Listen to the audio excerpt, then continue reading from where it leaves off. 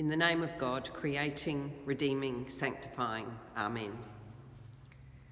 Last Tuesday, the 12th of May, was the 200th anniversary of the birth of Florence Nightingale. Florence Nightingale was infused with what Jesus, in our reading from the 14th chapter of John's Gospel, called the Spirit of Truth. The Spirit that Jesus promised God would send stands alongside, gives comfort, and sheds its fierce, loving light on the truth. Florence Nightingale was infused with this spirit as she fought her family and friends to follow her God-given vocation to be a nurse. We might, especially now in this time of pandemic, greatly honour nurses, but in her time, a nurse was viewed with no more respect than a prostitute. Beyond her famous exploits transforming nursing care for wounded soldiers in Scutari during the Crimean War, it was in later life that she really transformed healthcare and inspired generations of nurses. The Lady with the Lamp, as she was known, shed light not only on the suffering faces of those in her charge, but she also revolutionised the care of patients in hospitals, changing the design and structure of hospitals and their working practices in ways that remain today. The Spirit of Truth, the Spirit of Light, infused also the lives of Florence Nightingale's daughters and sons, generations of nurses that followed her path. Julianne is an intensive care nurse in New York City during this time of pandemic.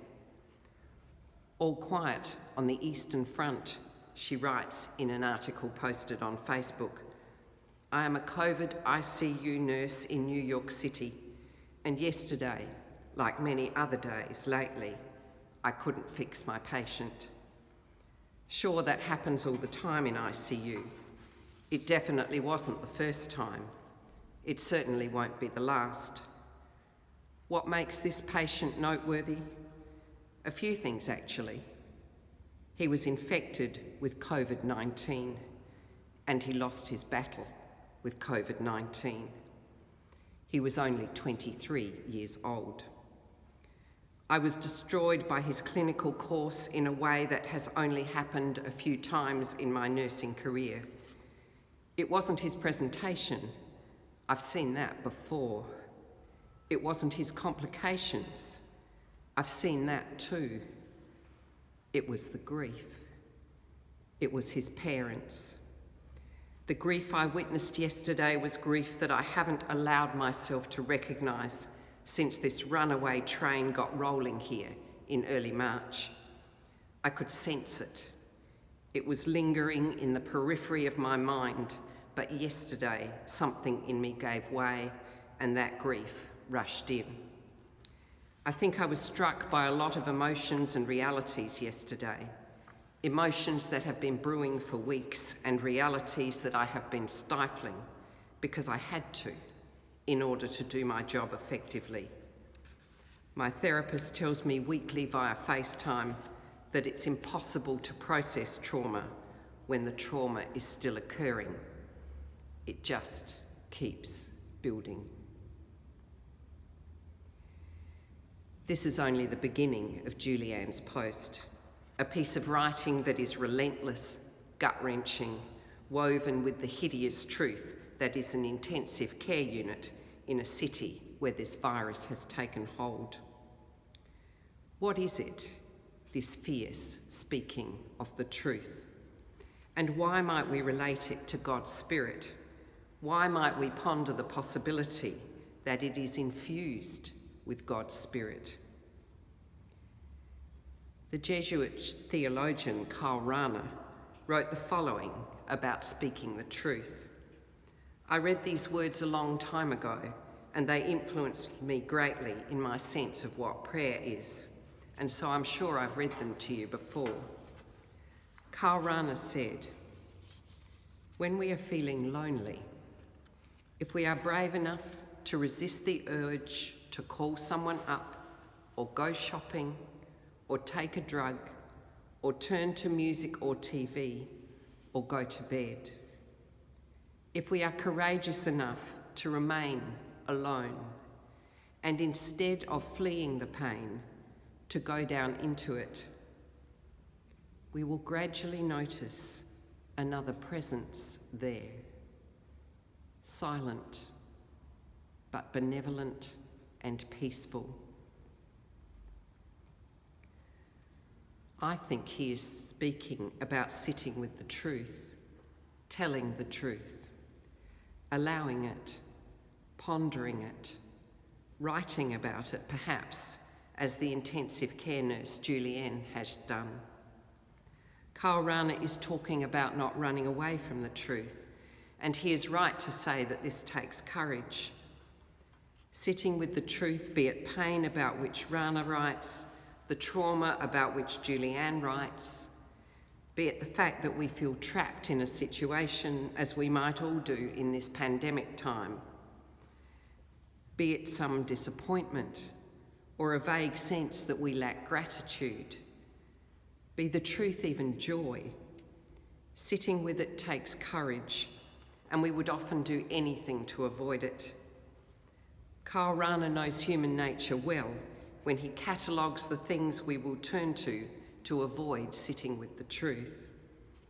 If we are brave enough to resist the urge to call someone up, or go shopping, or take a drug, or turn to music or TV, or go to bed, he says. If we are brave enough to pray, prayer takes courage. Then Karl Rahner suggests that we will find something in that place where we sit with the truth. He says we will gradually notice another presence there, silent but benevolent and peaceful. The presence of God, a presence that is usually known gradually, silently. The Spirit of truth that Jesus promises. You know him, Jesus says to the disciples, terribly troubled by the truth that he is about to be taken from them. You know him because he abides with you, and he will be with you.